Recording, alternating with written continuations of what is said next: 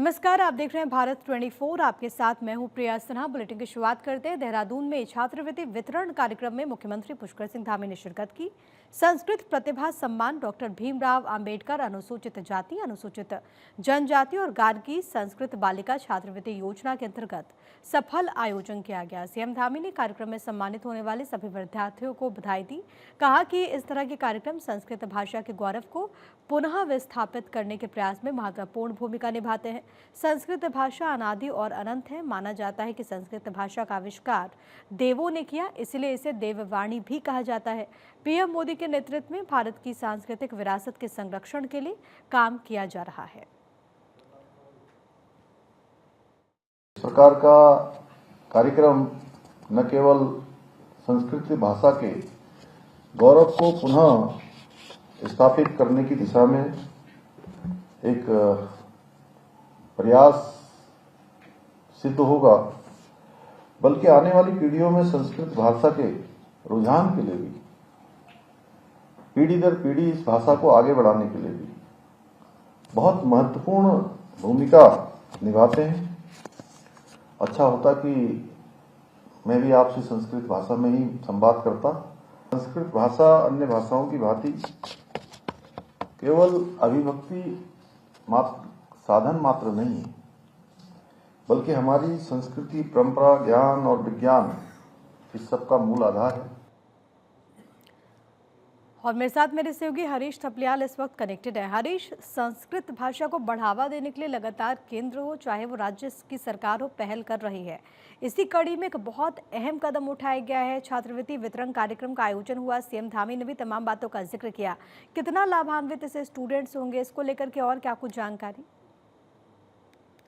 प्रिय, देखिए, उत्तराखंड के मुख्यमंत्री लगातार इस बात को कह रहे हैं कि उत्तराखंड देवभूमि है और इस देवभूमि से एक पूरे देश दुनिया में मैसेज जाना चाहिए कि उत्तराखंड जो है देवों की धरती है और संस्कृत भी देवों की धरती है। लगातार वो इस बात को लेकर के कह रहे हैं और संस्कृत शिक्षा को लगातार जो है प्रमोशन देना चाहिए। आज जब देहरादून में छात्र प्रतिभा सम्मान का आयोजन किया गया तो इस मौके पर उन्होंने संस्कृत के जो छात्र थे उनको संबोधित करते हुए इस बात को लेकर के कहा है कि हम लोगों को जो है संस्कृत के बारे में ज्यादा जानना होगा, गहराई तक जानना होगा, क्योंकि ये देवों की शिक्षा पद्धति है और उन्हीं का अनुसरण हमें करना होगा। लगातार हम सरकार के जरिए भी इस बात को लेकर के कह रहे हैं कि उत्तराखंड में लगातार न्याय पंचायत स्तर पर भी, ये मुख्यमंत्री पहले ही कह चुके हैं कि जो संस्कृत शिक्षा है वो संस्कृत शिक्षक है, उसको लेकर के जो संस्कृत के ग्रेजुएट और पोस्ट ग्रेजुएट छात्र होंगे उनकी हम नियुक्ति करेंगे। लगातार इस बात को लेकर के कह रहे हैं क्योंकि संस्कृत से हमारी उत्तराखंड की पहचान है।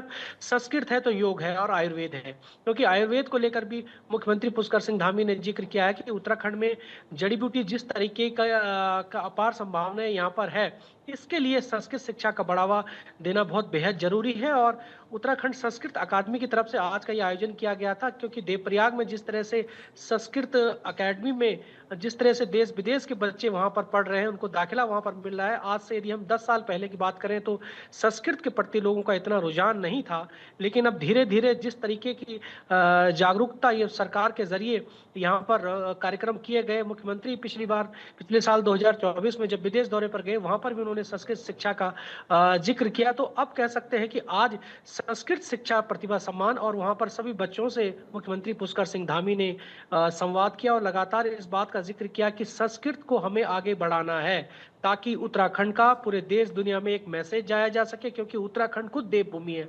यहाँ कण कण में भगवान बसते हैं, यहाँ हर पत्थर में ईश्वर का वास है। तो ऐसे में संस्कृत है वो देवों की भाषा है और हमें इस भाषा का अनुकरण करना चाहिए। बहुत शुक्रिया हरीश आपका तमाम बातचीत और जानकारी हम तक पहुंचाने के लिए। तो महत्वपूर्ण ये पहल है और इसका जिक्र करते हुए मुख्यमंत्री पुष्कर सिंह धामी भी कहते हुए कि संस्कृत भाषा को देववाणी भी कहा जाता है और इसको लेकर के हम सभी को कदम बढ़ाने की आवश्यकता है।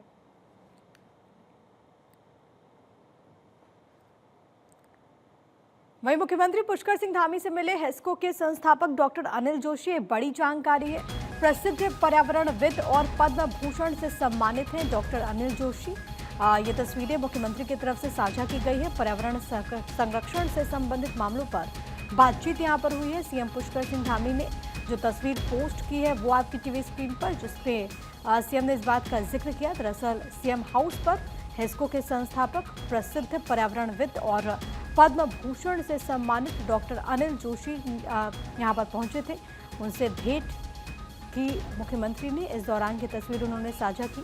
ये भी कहा कि पर्यावरण संरक्षण से संबंधित विभिन्न बिंदुओं पर विस्तृत रूप से यहाँ पर चर्चा हुई है। तो पर्यावरण संरक्षण को लेकर के लगातार कदम उठाए जा रहे हैं और इसी बीच यहाँ पर चर्चा भी पर्यावरण को लेकर के हेस्को के संस्थापक के साथ मुख्यमंत्री करते हुए। वहीं उत्तराखंड विधानसभा का बजट सत्र 18 फरवरी से शुरू हो रहा है, जिसको लेकर के विधानसभा अध्यक्ष रितु खंडूरी ने राज्य के आला अधिकारियों के साथ महत्वपूर्ण मीटिंग की। बैठक में मुख्य सचिव राधा रतूड़ी के साथ पुलिस विभाग के बड़े अधिकारियों के साथ ही जिलाधिकारी देहरादून भी पहुंचे। मीटिंग में विधानसभा के बजट सत्र के दौरान बोर्ड की परीक्षा देने जा रहे स्टूडेंट्स को किसी प्रकार की कोई दिक्कत न हो, इसके लिए एडवाइजरी जारी करने के निर्देश दिए गए। विधानसभा अध्यक्ष का कहना है कि इस बार सभी का बजट पेपरलेस होगा। विधायकों को सत्र के दौरान टैबलेट्स दिए जाएंगे, जिसमें सभी कार्रवाई उनको टैबलेट के जरिए देखने को मिलेगी।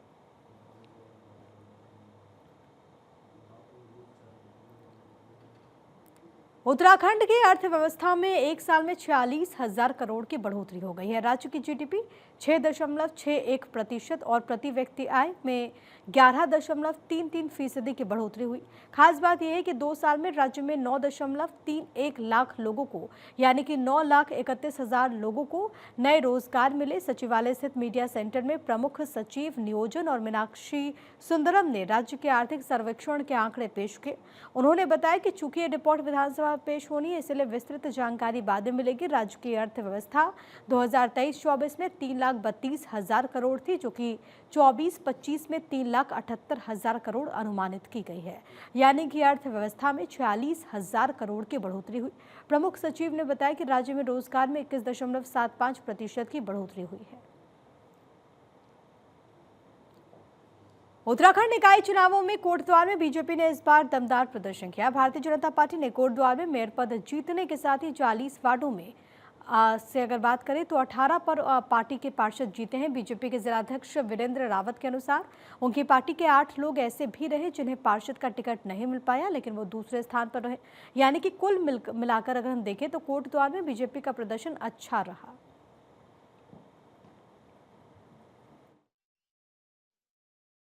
मेयर प्रत्याशी तो हमारे भारी मतों से जीते ही हैं। 40 वार्डों में हम लोग जो हमारा सिंबल के रूप में 18 पार्षद सिंबल से जीत के आए हैं। कई हमारे ऐसे पार्षद थे जिनको हम लोग टिकट नहीं दे पाए, वो निर्दलीय चुनाव लड़े, तो ऐसे कम से कम 8 हमारे ऐसे कार्यकर्ता थे जिनको हम लोग टिकट नहीं देंगे, लेकिन वो निर्दलीय जीत के आए हैं। तो बोर्ड हमारा पूरा हो गया और आज की डेट पे हम लोग सेकंड नंबर पे भी हमारे ऐसे कम से कम 12 वार्ड ऐसे थे जहाँ पे हम लोग बहुत कम मार्जिन से हारे। तो बहुत अच्छा हम लोगों का ये नगर निकाय चुनाव में रहा। चमोली से लगी भारत तिब्बत सीमा क्षेत्र के सैर सपाटे पर जाने के लिए पर्यटक अब घर बैठे ऑनलाइन आवेदन कर अनुमति ले पाएंगे। जिला प्रशासन ने इनर लाइन परमिट के ऑनलाइन आवेदन के लिए वेबसाइट तैयार की। जल्द ही इस वेबसाइट पर आवेदन शुरू हो जाएंगे। जनपद में भारत तिब्बत सीमा क्षेत्र में माणा पास, रिमखिम पास और नीति पास मौजूद हैं। इन स्थलों तक जाने के लिए साल भर पर्यटक उमड़ते हैं। ज्योतिर्मठ तहसील प्रशासन से अनुमति लेने के बाद ही इन जगहों पर जाया जा सकता है। यहाँ का प्राकृतिक सौंदर्य लोगों को आकर्षित करता है। जिलाधिकारी संदीप तिवारी ने बताया कि चमोली के सीमा क्षेत्र में भ्रमण के लिए इनर लाइन पास के आवेदन की सुविधा को ऑनलाइन किया जा रहा है, जिसके लिए HDFC बैंक की ओर से CSR मद से वेबसाइट निर्माण के लिए धनराशि उपलब्ध कराई गई। उन्होंने ये भी कहा कि इनर लाइन पास के लिए इच्छुक व्यक्ति अब सुगमता से आवेदन कर पाएंगे। एक हमने ऐप भी बनाई है इनर लाइन परमिट के लिए, क्योंकि जब चारधाम यात्रा में लोग बद्रीनाथ धाम आते हैं तो अधिकांश लोग देवताल जाने की भी इच्छा करते हैं। तो उसके लिए पहले SDM जोशी मठ के यहाँ ऑफलाइन पासेस बनते थे, तो HDFC बैंक के CSR के माध्यम से एक हमने ऑनलाइन लिंक बनाया है वेबसाइट, जिसमें अधिकतम हम 100 लोगों को अलाउ करेंगे पर डे। तो उससे रजिस्टर करवा के लोग अपना देवताल भी जा सकेंगे। तो चाइना बॉर्डर का एरिया है। उत्तराखंड में मौसम ने एक बार फिर से करवट बदली है। शनिवार को चारों धाम में बर्फबारी हुई, जिससे निचले इलाकों में शीतलहर चलने से ठंड बढ़ गई। उत्तरकाशी के निचले इलाके में जहां पर दिन भर बादल छाए हैं लेकिन बारिश नहीं हुई, वहीं चमोली के निचले इलाकों को बारिश होने से वहां पर ठंड बढ़ गई। बताते चले कि शनिवार को गंगोत्री, यमुनोत्री, केदारनाथ और बद्रीनाथ धाम में बर्फबारी हुई। इसके अलावा हेमकुंड साहिब, फूलों की घाटी, रुद्रनाथ, लालमाटी, औली, गोरसों सहित नीति और माणा घाटी के गांवों में हिमपात हुआ। निचले इलाकों में बारिश होने से ठंड बढ़ गई है। लोग अलाव जलाकर सर्दी से बचने की कोशिश कर रहे हैं।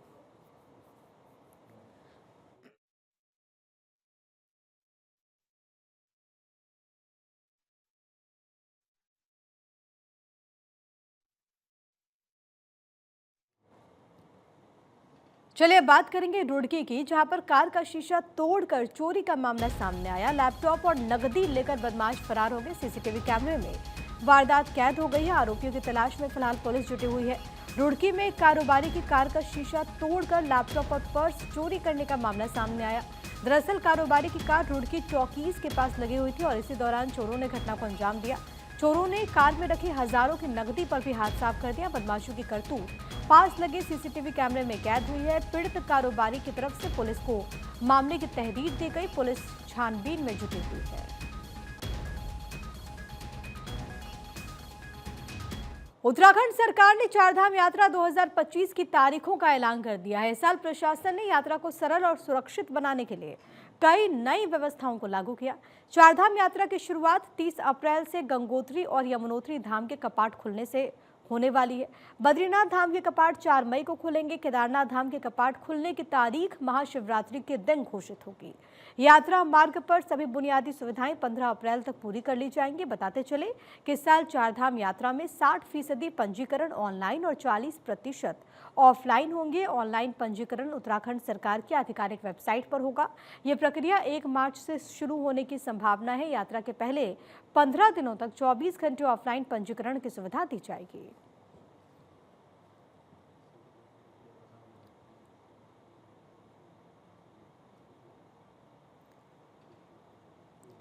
वहीं मुख्यमंत्री पुष्कर सिंह धामी ने एक्स पर पोस्ट किया, सशक्त उत्तराखंड समृद्ध उत्तराखंड। ये उन्होंने कहा, दिव्यांगों को सशक्त बनाने की दिशा में काम हो रहा है। दिव्यांग छात्रों को निःशुल्क ऑनलाइन कोचिंग सुविधा मिलेगी। सिविल सेवा परीक्षा के लिए सुविधा ये प्रदान की जाएगी। सीएम धामी ने एक्स पर पोस्ट कर लिखा कि हमारी डबल इंजन सरकार दिव्यांगों को सशक्त और आत्मनिर्भर बनाने की दिशा में लगातार कार्य कर रही है और इसी कड़ी में दिव्यांग छात्रों को सिविल सेवा परीक्षा की तैयारी के लिए निःशुल्क ऑनलाइन कोचिंग सुविधा उपलब्ध कराने का फैसला लिया गया है। ये उनकी तरफ से जो पोस्ट किया गया है वो आपकी टीवी स्क्रीन पर। मुख्यमंत्री पुष्कर सिंह धामी की तरफ से सशक्त उत्तराखंड समृद्ध उत्तराखंड किस तरीके से कदम उठाए गए, इस बात का उन्होंने जिक्र किया। खासतौर पर दिव्यांगों के लिए जो व्यवस्थाएं वहां पर की गई हैं उसको लेकर के वो अपने पोस्ट में कहते हैं कि सिविल सेवा परीक्षा की तैयारी के लिए निःशुल्क ऑनलाइन कोचिंग सुविधा उपलब्ध कराने का फैसला लिया गया है। सरकार की कोशिश है कि हर वर्ग आगे बढ़े और ऐसे में ये महत्वपूर्ण फैसला उत्तराखंड में लिया गया है, जिसका जिक्र मुख्यमंत्री पुष्कर सिंह धामी अपने इस पोस्ट के जरिए करते हुए नजर आए।